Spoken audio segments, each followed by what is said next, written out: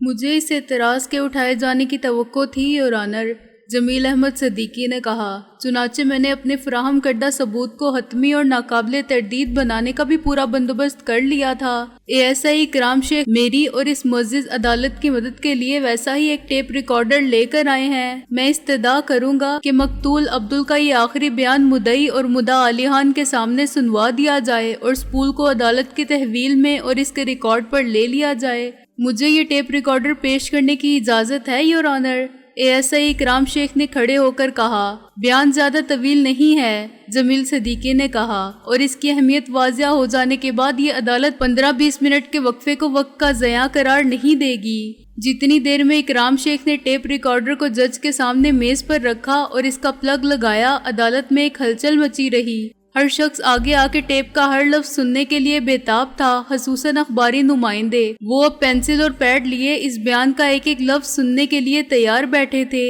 Plug میز کے قریب نہیں تھا، مگر یہ بات یقیناً اکرام شیخ کے ذہن میں تھی، چنانچہ وہ خاصی لمبی لیڈ لے کر آیا تھا جس سے ٹیپ ریکارڈر کو تقریباً 6 گز دور چگ میں لگا دیا گیا۔ جج نے اس دوران میں کئی بار میز کو ہتھوڑے سے بجایا اور آرڈر آرڈر پکارا، لیکن خاموشی اسی وقت ہوئی جب اکرام شیخ نے ٹیپ ریکارڈر میں ٹیپ فٹ کیا اور ٹیپ ریکارڈر کی ایک سرخ رنگ جیسی روشنی ہوشیار خبردار پکارنے لگی۔ میں نے اشارے سے رابعہ کو اپنی طرف بلایا۔ محسن سے کہو فوراً انکل رضوی کو فون کرے، میں نے سرگوشی میں کہا۔ ٹیپ ہم سن رہے ہیں، وہ انکل کو بتا دے کہ یہاں کیا صورتحال درپیش ہے۔ وہ جمیل احمد صدیقی کو بحفاظت عدالت سے باہر لے جانے اور گھر تک پہنچانے کا ایسا انتظام کر سکتے ہیں کہ کسی کو پتہ نہ چلے۔ 15-20 منٹ ٹیپ چلے گا، ممکن ہے جمیل احمد صدیقی کا بیان بعد میں بھی چلے۔ یور آنر، اکرام شیخ نے ٹیپ کو ایک جگہ روک کر جج کو مخاطب کیا۔ عبدل کا ٹیلی فون موصول ہونے کے بعد میں ابتدائی گفتگو کا کچھ حصہ ریکارڈ نہیں کر سکا تھا کیونکہ میں اس کے لیے تیار نہیں تھا۔ صورتحال کی سنگینی کا اندازہ ہونے کے بعد میں نے فوراً اس ٹیپ ریکارڈر سے فائدہ اٹھایا جو برآمد شدہ مال مسروقہ میں شامل تھا اور عبدل سے درخواست کی کہ وہ ساری بات پھر کہے، چنانچہ اس نے بات دوبارہ شروع کی۔ میں نے رابعہ کو محسن کے پاس جا کے آہستہ سے کچھ کہتے اور محسن کو دبے پاؤں باہر جاتے دیکھا۔ اسی وقت ٹیپ ریکارڈر سے ایک آواز ابھری جو بے وجود ہو چکی تھی مگر برقی مقناطیسی ارتشاعات کی صورت میں زندہ تھی۔ جناب تھانے دار صاحب، میں عبدل ہوں، پورا نام عبداللہ، باپ کا نام منشی بندے علی، شرافت علی مرحوم کا پرانا ملازم ہوں۔ مجھ سے پہلے میرا باپ منشی اس خاندان کا نمک خوار تھا اور دوست احباب کے حلقے میں فومانچو بھی کہلاتا تھا۔ شرافت علی کو قتل کر دیا گیا تھا اور اس کا الزام وزیر خان کے بیٹے سکندر بخت پر ہے۔ اس کے خلاف میں نے بھی گواہی دی تھی اور شیدے نے بھی۔ شیدہ دراصل رشید ہے، اسے ملازم ہوئے 2 سال بھی نہیں ہوئے تھے اور وہ شرافت علی کا ڈرائیور تھا۔ میں نے تو صرف یہ کہا تھا کہ سکندر بخت نے میرے سامنے شرافت علی کو مارا اور اس کے گھر کا قیمتی سامان توڑ پھوڑ کر تباہ کیا کیونکہ وہ بہت غصے میں تھا اور شرافت علی پر چلا رہا تھا کہ اسی نے وزیر خان کو بلیک میل کیا اور قتل کروا دیا۔ میں نے شرافت علی کو سکندر کے سامنے گھٹنوں کے بل بیٹھ کے رحم کی بھیک مانگتے بھی دیکھا تھا، لیکن خدا گواہ ہے میں نے سکندر کو قتل کرتے نہیں دیکھا تھا۔ یہ بات صرف شیدے نے اپنے بیان میں کہی تھی۔ آج ہی اپنی ماں کے مجبور کرنے پر میں سکندر بخت کو بلانے گیا تھا، معلوم نہیں کیوں میری ماں اس سے ملنا چاہتی تھی۔ میں یہ جانتا ہوں کہ وزیر خان کی اور میرے باپ منشی کی دوستی تھی پاکستان بننے سے پہلے سے۔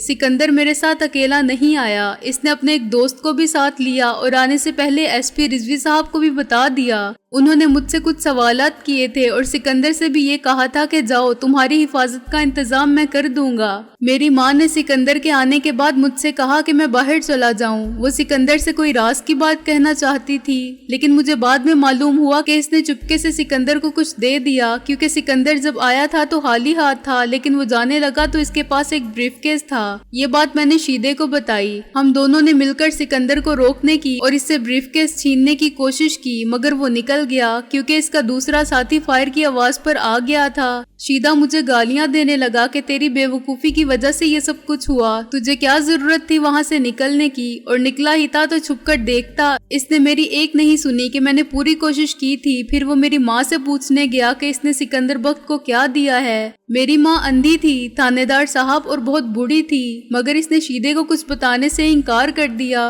شیدہ گرم ہو گیا اور اس نے میری ماں کو گالی دی۔ میں نے اسے منع کیا تو وہ اڑ گیا اور میری ماں کو میرے سامنے مارنا چاہتا تھا اور زبردستی اس سے معلوم کرنا چاہتا تھا کہ سکندر کیا لے گیا ہے۔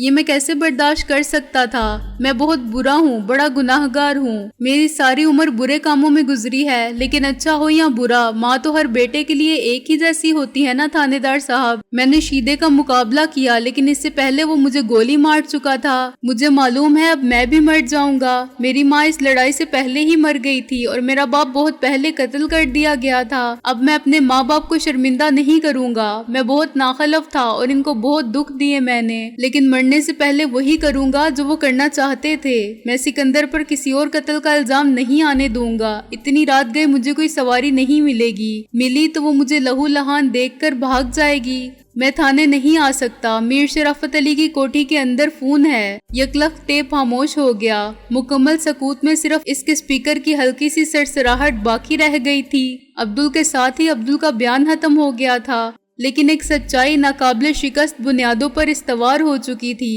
اکرام شیخ نے ہاتھ بڑھا کے ٹیپ کو آف کر دیا، ریوائنڈ کیا اور نکال کے جج کے سامنے رکھ دیا۔ مہرے بلب اور ساکت و سامت بیٹھے لوگوں کی صورت قابل دید تھی۔ وہ خوف، حیرت، تجسس و تخیر اور واقعات کے اس نئے موڑ کی سنسنی خیزی سے سانس روکے بیٹھے تھے۔ ٹیپ ختم ہوا تو آہستہ آہستہ انہیں کمرہ عدالت میں اپنی موجودگی کا احساس ہوا۔ سرگوشی میں کی جانے والی باتوں کا شور رفتہ رفتہ بلند ہونے لگا۔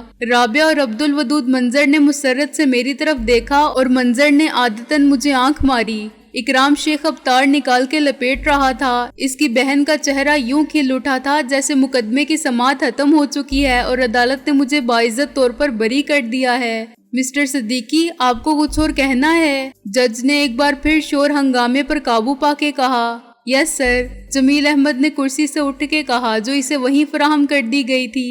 ابھی تو میں نے ان معاملات سے متعلق کچھ کہا ہی نہیں جن کا تعلق مجھ سے ہے۔ میں سکندر بخت کو نہیں جانتا، کسی عبدل سے واقف نہیں، اور میں نے نہ میر شرافت علی کا نام سنا تھا اور نہ اسے دیکھا تھا۔ قتل ہر روز ہوتے ہیں اور ان کے اسباب زر زمین اور زن سے بڑھ کر کہیں زیادہ ہو گئے ہیں۔ میں ان کی خبریں چھاپتا تھا اور بھول جاتا تھا۔ اس کیس میں بھی میری کوئی ذاتی دلچسپی نہیں تھی، اور سکندر بخت قاتل ہے یا نہیں اس کا فیصلہ عدالت ہی کرے گی۔ میں یہ بھی جانتا ہوں کہ بہت سے مجرم کسی نہ کسی طرح قانون کی گرفت میں آنے سے رہ جاتے ہیں، لیکن میرا یہ عقیدہ ہے کہ وہ سزا سے نہیں بچتے۔ اس دنیا کی ہر عدالت عظمیٰ سے بڑی عدالت اوپر ہے جس کے سامنے حقائق، واقعات اور شہادت کسی کو مسخ نہیں کیا جا سکتا، اور جو اس دنیا کی عدالت سے سزا نہ پا کے سمجھتے ہیں کہ وہ بچ گئے، وہ گھاٹے میں رہتے ہیں، کیونکہ اس عدالت کی دی ہوئی سزا کہیں زیادہ سخت ہوتی ہے اور اس کے خلاف اپیل کوئی نہیں۔ اس نے اوپر انگلی اٹھا کے کہا، کوئی تعلق نہ ہونے کے باوجود آج میں اس کیس میں بطور گواہ پیش ہونے پر مجبور ہوں، یہ جانتے ہوئے بھی کہ میرا یہ فعل خود میری زندگی کے لیے پرخطر ہے۔ یہ ٹیپ میرے پاس 2 بچے لے کر آئے تھے، بلکہ زیادہ صحیح بات یہ ہے کہ وہ دونوں بچے مجھے تلاش کرتے ہوئے میرے اخبار کے دفتر پہنچے تھے۔ میں آفس میں موجود نہیں تھا، چنانچہ ان کی ملاقات ایک مزاحیہ کالم نگار سے ہوئی جس کا نام مست قلندر تو نہیں تھا، مگر وہ اسی کلمی نام سے فقاہیہ کالم لکھتا تھا۔ آپ نے پرسوں کے اخبارات میں ملاحظہ کیا ہوگا کہ کسی دن دہاڑے کچھ لوگوں نے صدائے وقت کے دفتر پر حملہ کیا۔ بظاہر وہ طلباء کا ایک گروہ تھا جو کسی خبر کے خلاف احتجاج کرنے آیا تھا، لیکن حقیقت یہ ہے جناب والا کہ انہوں نے مست قلندر سے یہی ٹیپ مانگا تھا۔ وہ دبلا پتلا کمزور سا آدمی جب کسی موضوع پر قلم اٹھاتا تھا تو ایوان اقتدار میں بیٹھنے والوں کے کول و فعل کی پوسٹ مارٹم رپورٹ لکھ مارتا تھا، اور اس کے قلم کی کاٹ سے افسر شاہی کے بڑے بڑے مہرے پٹ جاتے تھے۔ لیکن ان گنڈوں پر ہاتھ اٹھانا اس کے بس کی بات نہیں تھی جو لا قانونیت کو اپنا قانون سمجھتے تھے۔ انہوں نے مست قلندر سے پوچھا کہ ٹیپ کہاں ہے اور وہ دونوں بچے کہاں ہیں، لیکن اس نے جبر کی طاقت کے سامنے جھکنے سے انکار کر دیا۔ اس نے کہا، تم مجھے صرف قتل کر سکتے ہو، قتل تو لوگ ہر روز ہوتے ہیں۔ یہی اس نے بھی کہا تھا جناب والا، اور اس نے یہ بھی کہا تھا کہ سب لوگ ایک ہی طرح نہیں مرتے، کوئی بھی نہیں جان سکتا کہ وہ کب، کہاں اور کس طرح دنیا سے جائے گا۔ اب اگر نوشتہ تقدیر یہی ہے تو اس سے لڑنا میرے اختیار کی بات نہیں۔ ہاں، مجھے اپنے کول و فعل پر پورا اختیار ہے اور اس کا حق تم مجھ سے اس وقت تک نہیں چھین سکتے جب تک اجل کا نامہ بر آ کے نہ کہے کہ مست قلندر، تیری زندگی کا یہ فقاہیہ کالم پورا ہوا۔ میں تم کو نہیں بتاؤں گا کہ اس ٹیپ کی اصل کہاں ہے اور نقل کہاں ہے۔ مرتے دم تک وہ اپنی بات پر قائم رہا اور وہ لوگ بہت مایوس ہوئے جو قتل کو دھمکی سمجھتے تھے۔ اس نے تو پہلے ہی کہہ دیا تھا کہ زیادہ سے زیادہ تم لوگ مجھے قتل کر سکتے ہو۔ خبر آپ نے پڑھ ہی لی ہوگی۔ آپ تعزیتی بیانات، احتجاجی بیانات، مذمت کی قرارداد دیں، مجرموں کو قرار واقعی سزا دینے کے مطالبے سب پڑھ چکے ہوں گے۔ یہ رسم دنیا ہے جسے نبھانے والوں نے پس مرگ خوب نبھایا۔ عمر بھر سنگ زنی کرتے رہے اہل وطن، یہ الگ بات ہے دفنائیں گے اعزاز کے ساتھ۔ میں معذرت چاہتا ہوں، جذباتی ہو کے عدالتی بیان میں شاعری کو لے آیا۔ کہنا مجھے یہ تھا جناب والا کہ جو خبر کہیں شائع نہیں ہوئی اور کسی نے نہیں پڑھی وہ کچھ اور تھی۔ مست قلندر مر گیا، حق مغفرت کرے، عجب آزاد مرد تھا۔ اسے مارنے والے ٹیپ کی نقل تلاش کر کے لے جانے میں بھی کامیاب ہو گئے، مگر وہ اصل کو اس عدالت تک پہنچانے کے مشن کو ناکام بنانے میں کامیاب نہیں ہوئے۔ مست قلندر کو امید نہیں تھی کہ اس 20ویں صدی کے مہذب معاشرے میں بھی قانون کو اتنا بے بس سمجھنے والے ہیں جو ایک ٹیپ کی خاطر ایک زندگی لے سکتے ہیں، ورنہ وہ 2 نقلیں بنوا لیتا اور دونوں ان کے حوالے کر دیتا۔ ممکن ہے وہ لوگ اسے بخش جاتے، لیکن جیسا کہ میں نے عرض کیا اسے ایسے ہی مرنا تھا، سو وہ مر گیا۔ اسے مارنے والوں کو پھر بھی شکست ہوئی اور میں نے وہ ٹیپ عدالت کے سپرد کر دیا ہے، لیکن ان حالات میں کیا میرے خدشات کو بے سبب اور بے بنیاد کہا جا سکتا ہے؟ کیا اس صورت میں سچ کو دنیا کے سامنے پیش کرنے کے بعد میں نے خود اپنے لیے سزائے موت قبول نہیں کر لی ہے؟ میں اس نبی کی خاک پا بھی نہیں جس نے راہ حق میں ہر صعوبت کو سجدہ شکر کے ساتھ قبول کیا۔ میں تو سکرات ہونے کا دعویٰ بھی کروں تو خدا مجھے اس غرور پر رسوا کرے۔ یہ سچ میرے پاس ایک امانت تھا، اور کیوں تھا؟ اس کہانی کا زیر سماعت مقدمے سے کوئی تعلق نہیں، چنانچہ میں اس کو حذف کرتا ہوں۔ میں سرخرو ہوں کہ اس بارے امانت سے سبق دوش ہوا۔ مسٹر صدیقی، جج نے نرمی سے کہا، یہ ٹیپ آپ کے پاس کیسے پہنچا اور وہ بچے کون تھے جن کا ذکر آپ نے کیا ہے؟ جناب والا، مست قلندر مرحوم نے بڑی جلت میں ٹیپ کی ایک نقل بنا کے اولڈ ریکارڈ میں رکھوا دی تھی، جمیل صدیقی نے کہا، اور ان بچوں کو اصل سمیت میرے حوالے کر دیا تھا۔ وہ بچے مقتول SHO میر محمد کے تھے۔ آپ کے علم میں یقیناً ہوگا کہ اسے قتل کرنے والے ابھی تک گرفتار نہیں ہوئے ہیں۔ انہی لوگوں کے بارے میں کہا جاتا ہے کہ وہ میر محمد کی بیوی کو اغوا کر کے لے گئے ہیں۔ سوال یہ ہے صدیقی صاحب کہ وہ بچے آپ کے پاس ہی کیوں پہنچے؟ جج نے کہا، وہ پولیس اسٹیشن کی حدود میں رہتے تھے اور ان کے لیے وہیں پناہ لینا زیادہ آسان تھا۔ یہ ان کی ماں نے انہیں سمجھا دیا تھا کہ وہ تھانے نہ جائیں۔ جمیل صدیقی نے کہا، شاید اس لیے کہ تھانے کو وہ ان کی دسترس سے دور نہیں سمجھتی تھی جو اس کے گھر میں داخل ہو کے مار پیٹ اور توڑ پھوڑ کے جرم کے مرتکب ہوئے تھے۔ وہ بچے بہت چھوٹے ہیں جناب والا، چنانچہ ان باتوں کو نہیں سمجھتے کہ لوگ قتل کیوں کرتے ہیں، اور جب باپ گھر میں نہ ہو تو ماں کے ساتھ ایسا ظالمانہ سلوک کیوں کرتے ہیں۔ انہوں نے مست قلندر مرحوم کو بھی بتایا تھا اور مجھے بھی کہ ان کے ابو کہیں گئے ہوئے تھے اور گھر میں صرف ان کی ماں تھی، ایک دبلی پتلی کمزور عورت۔ کیا آپ نے اسے دیکھا تھا؟ جج نے کہا، آپ کی کوئی عزیز تھی وہ؟ عزیز؟ جمیل صدیقی نے یہ لفظ یوں دہرایا جیسے اس کا مفہوم سمجھنے کی کوشش کر رہا ہو۔ جی ہاں، وہ عزیز تھی، بے حد عزیز تھی مجھے، اور میں نے اسے دیکھا تھا۔